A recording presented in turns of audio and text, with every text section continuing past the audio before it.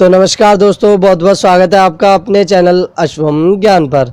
आज हम पढ़ने वाले हैं क्लास 12 की हिंदी अंतरा के पाठ दूसरा देवदास के इंपॉर्टेंट क्वेश्चंस। आज के इस वीडियो में आपको इस चैप्टर के इंपॉर्टेंट क्वेश्चन बताने वाला हूं जो ज़्यादातर पेपर में पूछे जाते हैं और ये मोस्ट रिपीटेड क्वेश्चन होने वाले हैं इस चैप्टर के। तो वीडियो को अंत तक जरूर देखना, वीडियो बहुत ही ज़्यादा इंपॉर्टेंट होने वाली है। वीडियो अच्छी लगे तो वीडियो को लाइक कर देना, चैनल को सब्सक्राइब और बेल आइकन को प्रेस कर देना ताकि ऐसी इंपॉर्टेंट वीडियोज़ की नोटिफिकेशन आप तक सबसे पहले पहुँचती रहे। यदि आपको बाकी कविताओं की डिटेल एक्सप्लेनेशन या इंपॉर्टेंट क्वेश्चन की वीडियोस देखनी है तो उनके लिए मैंने मेरे चैनल पर प्लेलिस्ट बनाई हुई है। हिंदी क्लास 12 करके प्लेलिस्ट है, वहाँ आपको सभी वीडियोस मिल जाएंगी। उन सभी वीडियोस को जरूर देख लेना। बाकी उनका लिंक आपको ऊपर आई बटन में मिल जाएगा, नीचे डिस्क्रिप्शन बॉक्स में और वीडियो के अंत में मिल जाएगा। तो उन वीडियोज़ को जरूर देख लेना, बहुत ही ज़्यादा इंपॉर्टेंट वीडियोज़ हैं वो वाली भी। तो आगे बढ़ते हैं। तो ये मेरी इंस्टाग्राम आईडी, यहाँ पर आप मुझे फॉलो कर सकते हैं। यदि आपको पीडीएफ नोट चाहिए हो तो आप मुझे यहाँ पर मैसेज कर सकते हैं, मैं आपको पीडीएफ नोट्स प्रोवाइड करा दूंगा। बाकी यहाँ पर मैं न्यू अपडेट देता रहता हूँ मेरे चैनल से रिलेटेड कि मेरे न्यू वीडियो किस टॉपिक पर आने वाली है और कब आएगी। तो मुझे जल्दी से जल्दी फॉलो कर लें। शुरू करते हैं आज की वीडियो बिना देरी किए। तो आज का पहला क्वेश्चन देखते हैं। दूसरा देवदास शीर्षक की सार्थकता स्पष्ट कीजिए। तो देखो, जो शीर्षक है ना इस कहानी का, दूसरा देवदास जो चैप्टर का नाम है, उसकी सार्थकता बतानी है हमें, उसकी सार्थकता स्पष्ट करनी है इस क्वेश्चन में, ये बोल रहा है हमें। ठीक है, सार्थकता मतलब वो किस हद तक सूट करता है, इस कहानी को किस हद तक वो बता पा रहा है। ठीक है, तो इसका उत्तर देखते हैं, फिर आपको अच्छे से समझाता हूँ।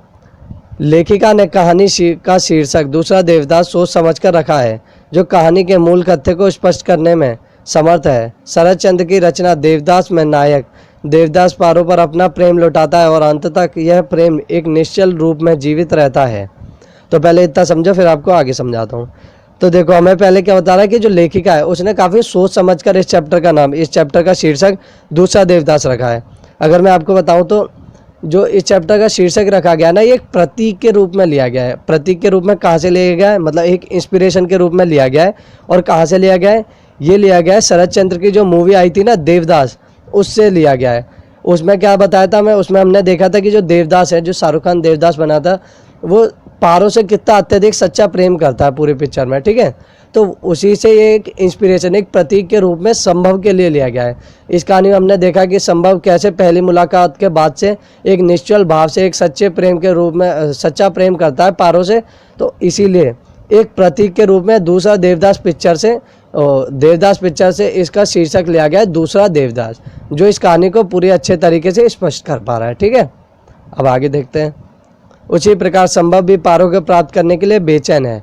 ठीक है, तो जैसा कि मैंने आपको बताया कि जो देवदास था उस पिक्चर में वो हमेशा पारो को सच्चा प्रेम करता रहा, पारो से सच्चा प्रेम करता रहा और पूरी पिक्चर में वो उसे पाने के लिए तड़पता रहा, मतलब बेचैन रहता रहा। उसी प्रकार से हमने कहानी में देखा कि जो संभव होता है पहली मुलाकात के बाद से कितना अत्यधिक उससे सच्चा प्रेम करने लगता है, उससे प्रेम करने लगता है, उसकी ओर आकर्षित हो जाता है पारो की ओर, और उसे पाने के लिए कितना बेचैन होता है। उसे हर तरफ बस वही दिखाई देने लगती है, उसने जो कपड़े, जिस कलर के कपड़े पहनते हैं उसे वही दिखाई देने लगता है चारों तरफ।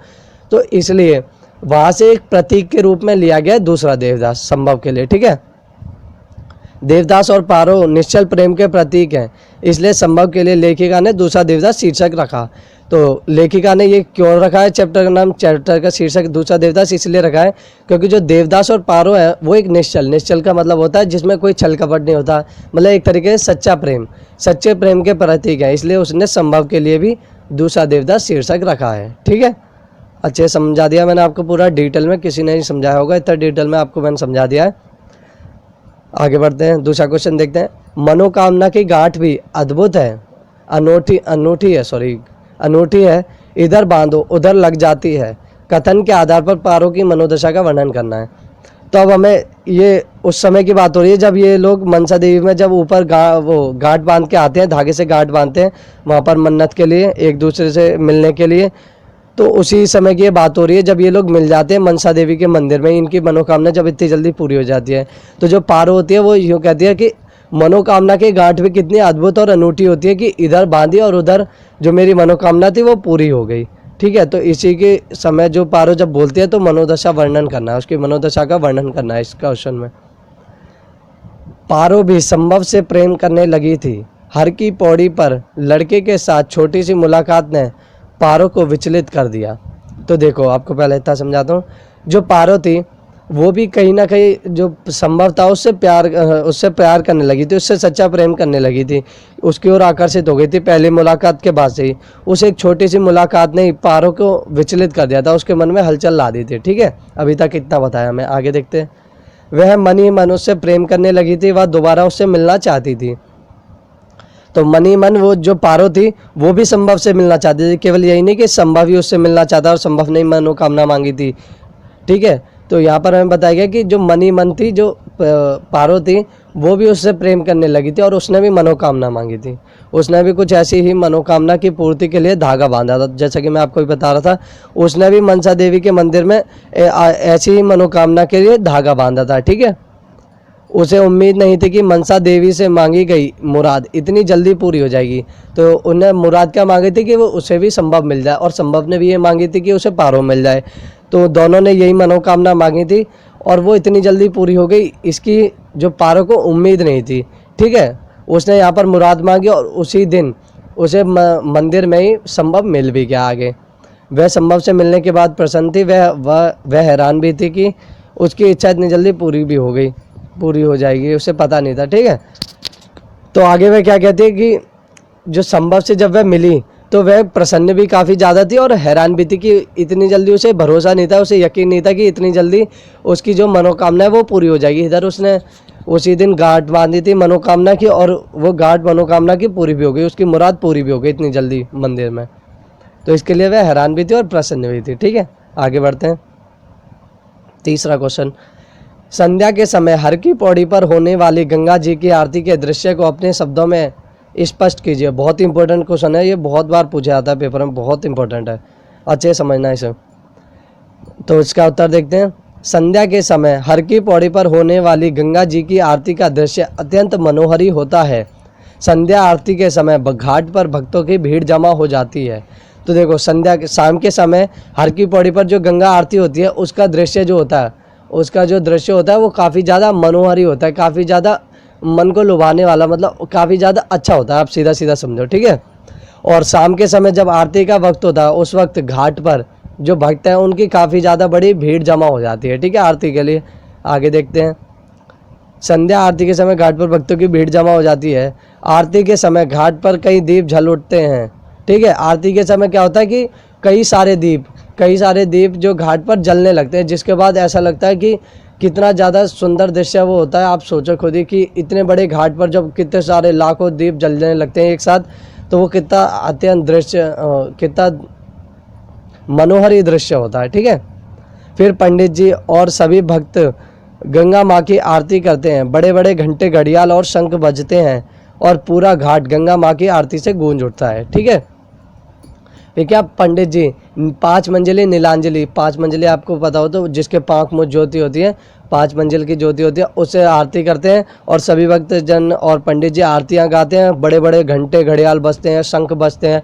पूरा घाट, पूरा जो हर की पौड़ी का घाट है, ये सारा पूरा गंगा माँ की आरती से गूंज उठता है। ठीक है, पूरे में गंगा माँ की आरती सुनाई दे रही होती है बस। अगला क्वेश्चन देखते हैं।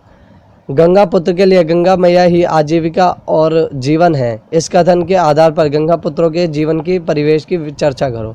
तो अब देखो, गंगा पुत्र जो होते हैं, अभी उनके बारे में अभी आपको मैं नीचे बताता हूँ गंगा पुत्र कौन होते हैं। उनके जीवन के बारे में हमें बताना है कि वो किस प्रकार अपनी आजीविका कमाते हैं। उनके लिए गंगा मैया ही आजीविका और जीवन है। ठीक है, ये सब हमें बताना है और उनके जीवन परिवेश की चर्चा करनी है इस क्वेश्चन में। अभी आपको अच्छे से समझाता हूँ। गंगा पुत्र वह कहलाते हैं जो गंगा मैया को अर्पण किए गए पैसे गंगा जी की बहती धाराओं के बीच में से लेकर आते हैं। तो अब देखो, गंगा पुत्र कौन होते हैं? गंगा पुत्र वह लोग होते हैं जो आरती के समय जब वो अर्पित किए जाते हैं ना, वो आपने देखा होगा जो दौने होते हैं उसमें जोत रखकर उसमें जो पैसे चढ़ाए जाते हैं, अर्पित किए जाते हैं गंगा मैया को। तो गंगा पुत्र वह लोग होते हैं जो उन पैसों को, जो अर्पित किए हुए पैसे हैं, उनको गंगा माँ की बहती धाराओं में से लेकर आते हैं। ठीक है, यह लोग उन अर्पण किए गए पैसों को गंगा जी से बाहर निकालते हैं और यही इनकी आजीविका का साधन होता है। तो जो अर्पण किए हुए पैसे हैं ये बहती धाराओं के बीच में से लाते हैं और यही इनकी आजीविका का साधन होता है। ठीक है, यह कार्य बहुत कठिन तथा जोखिम भरा होता है, ये क्योंकि गंगा जी का तेज प्रवाह कब किसको निकल जाए किसी को पता नहीं। तो ये जो काम होता है, जो ये कार्य होता है, गंगा माँ की बहती धाराओं के बीच में से सिक्के निकाल कर लाना, अर्पण किए हुए पैसे निकाल कर लाना, ये काफ़ी ज़्यादा जोखिम भरा होता है, क्योंकि आपको पता है कि गंगा जी का जो प्रवाह है, जल धारा है, वो काफ़ी तेज़ी से बहती रहती है और पता नहीं वो कब किसको बहा ले जाए। ठीक है, तो ये काम काफ़ी ज़्यादा जोखिम भरा है। इस काम में उतना ज़्यादा जोखिम है, परंतु कमाई बिल्कुल नहीं है, कमाई ज़्यादा नहीं है, क्योंकि उसमें क्या रेजगारी होती है, ज़्यादातर सिक्के ही पाए जाते हैं। जो अर्पण किए हुए पैसे होते हैं वो ज़्यादातर सिक्के ही होते हैं, तो जोखिम ज़्यादा है और कमाई कम है। ठीक है, इस आधार पर हम कह सकते हैं कि गंगा पुत्रों का जीवन परिवेश अच्छा नहीं होता। अगला क्वेश्चन देखते हैं। पुजारी जी ने लड़की के हम को युगल अर्थ में लेकर क्या आशीर्वाद दिया? तो अब हमें इस क्वेश्चन में बताना है, जो पुजारी जी जब संभव को कलावा बांध रहे थे और टीका लगाते थे, तब उसी वक्त जो पारो का हाथ आता है, उसी वक्त की बात चल रही है। तो जब पारो यूँ कहती है कि अब हम कल आएंगे आरती के वक्त, तो जो पारो के हम का अर्थ जो पुजारी जी हैं वो समझ लेते हैं युगल अर्थ। युगल का मतलब होता है जोड़ा। तो पारो को और संभव को पुजारी जी एक जोड़ा समझने लगते हैं और उन्हें आशीर्वाद देते हैं। तो वही आशीर्वाद के बारे में हमें बताना है इस क्वेश्चन में। पुजारी जी ने अज्ञानवश लड़की के हम का अर्थ समझा कि वह दोनों पति पत्नी हैं। तो पुजारी जी ने उनके हम का अर्थ क्या समझ लिया? उस लड़की के हम का अर्थ समझ लिया कि ये दोनों पति पत्नी हैं, संभव और पारो पति पत्नी हैं, जबकि वह एक दूसरे को जानते भी नहीं थे। अतः पुजारी जी ने उन्हें सुखी रहने, फलने फूलने तथा हमेशा साथ आने का आशीर्वाद दे दिया।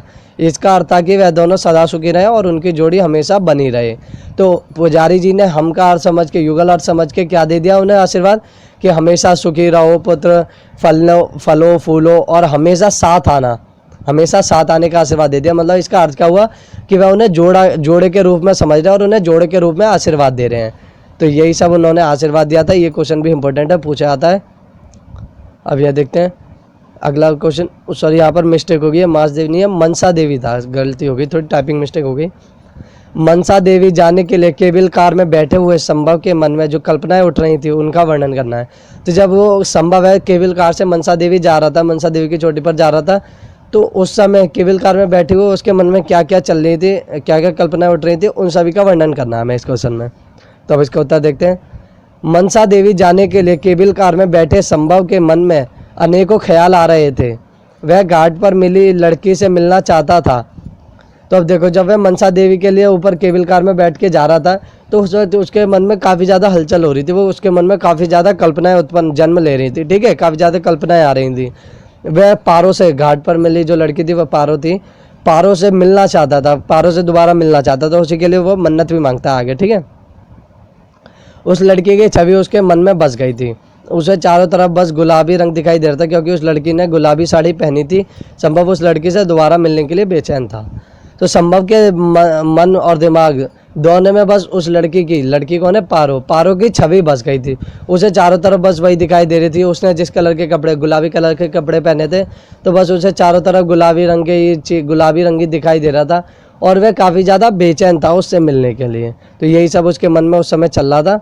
तो इसी के साथ समाप्त होती है आज की वीडियो अच्छी लगी हो तो वीडियो को लाइक कर देना, चैनल को सब्सक्राइब, बेल आइकन को प्रेस कर देना। ठीक है, वीडियो को ज़्यादा से ज़्यादा शेयर करना, ताकि सब तक ऐसी इंपॉर्टेंट वीडियोस की नोटिफिकेशन पहुंचती रहे। ठीक है, और कमेंट करके बताना कि वीडियो कैसी लगी। और यदि आपको PDF नोट चाहिए हो इस चैप्टर के इंपॉर्टेंट क्वेश्चन के, तो आप मुझे यहाँ पर फॉलो कर लें, यहाँ पर मैसेज कर देना, मैं आपको PDF नोट सेंड कर दूँगा।